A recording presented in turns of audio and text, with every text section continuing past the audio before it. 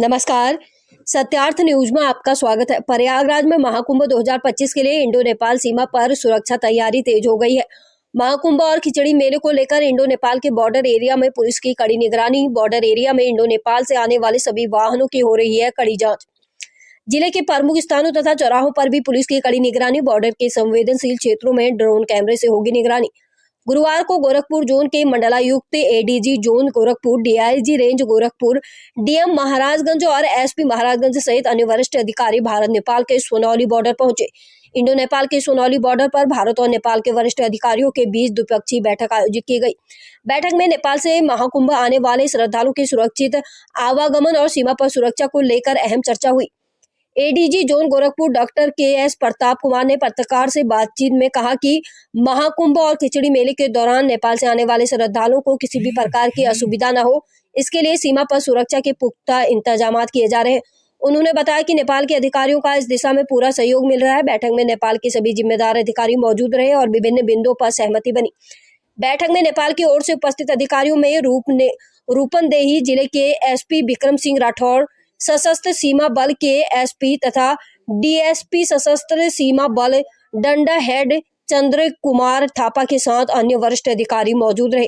वहीं भारत की ओर से मंडलायुक्त गोरखपुर अनिल कुमार डींगरा, डीआईजी रेंज गोरखपुर आनंद कुलकर्णी, महाराजगंज जिलाधिकारी अनुनय झा, पुलिस अधीक्षक Maharajganj Somendra Meena, deputy commissioner custom SSB commandant Jagdish Prasad Dhawai, SDM Nautanwa, police क्षेत्राधिकारी नौतनवा जयप्रकाश त्रिपाठी मौजूद रहे।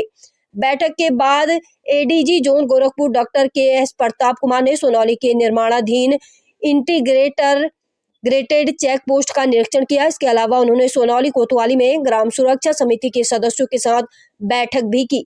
उन्होंने समिति के कार्यों की सराहना करते हुए महाकुंभ के दौरान सुरक्षा को मजबूत करने के सुझाव भी दिए। महाकुंभ के इस महापर्व एवं गोरखपुर तथा महाराजगंज के चौक स्थित गुरु गोरखनाथ मंदिर में खिचड़ी मेले को सकुशल संपन्न कराने के लिए भारत नेपाल की सीमा पर सुरक्षा एजेंसियों के बीच आपसी तालमेल और सहयोग को प्राथमिकता देने की बात कही है।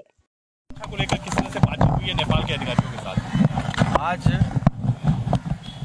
Border meeting, Indo Nepal border में सुरक्षा और चौक चौबंद कराने के लिए आज बॉर्डर मीटिंग हुई है।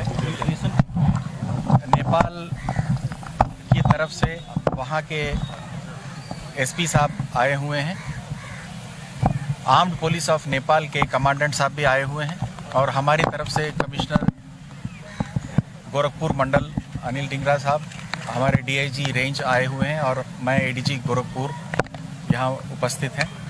हमारे एसएसबी के हमारे साथी 22nd बटालियन और 66 बटालियन के कमांडेंट्स भी यहाँ आए हुए हैं।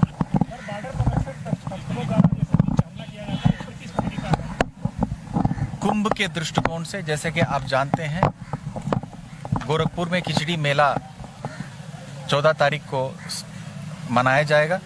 उसके पहले 13 तारीख को प्रयागराज में स्नान है, 14 को भी है। उसके बाद मौनी अमावस्या 29 को है प्रयागराज में। फिर प्रयागराज में ही 3 और 26 फरवरी को भी स्नान है। इस महापर्व के दृष्टिकोण सुरक्षा व्यवस्था को बढ़ाने के लिए यह मीटिंग का आयोजन किया गया है। तो जॉइंट पेट्रोलिंग और सघन रूप से किया जाएगा। जो भी आने जाने वाले लोग हैं उनकी चेकिंग फ्रिस्किंग तीव्र की जाएगी और यहाँ के होटल, सराय, ढाबे, यहाँ भी चेकिंग की व्यवस्था की जा रही है।